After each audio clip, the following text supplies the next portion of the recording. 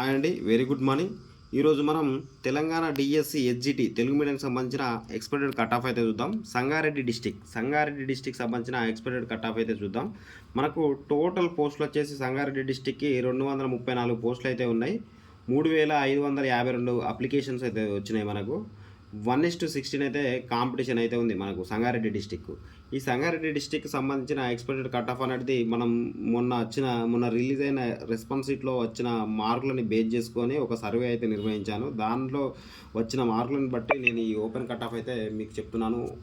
మనకు ఓపెన్లో అయితే మనకు 70+ మార్క్స్ ఉన్న వాళ్ళైతే ఓపెన్లో వెళ్ళిపోతారు. మనకు రిజర్వేషన్లలో చూద్దాం. ఇప్పుడు ఓపెన్లో 70 వస్తే వాళ్ళందరూ 70 పైన వచ్చిన వాళ్ళందరూ ఓపెన్లో వెళ్ళిపోతారు. ఎస్సీకి వచ్చేసి మనకు 64+ మార్క్స్ అయితే రావాలి.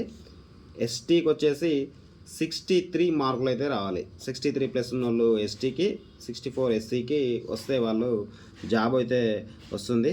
తర్వాత బీసీఏలో మనకు 62+ మార్క్స్ వచ్చిన వాళ్ళు బీసీఏలో జాబ్ అయితే వస్తుంది. తర్వాత బీసీబీలో వీళ్ళకు 68+ మార్క్స్ అయితే రావాలి. తర్వాత బీసీసీలో కాంపిటీషన్ అయితే కొద్దిగా తక్కువ ఉంది. వీళ్ళకు 55+ మార్క్స్ ఉన్న వాళ్ళైతే హోప్స్ అయితే పెట్టుకోవచ్చు. బీసీడీలో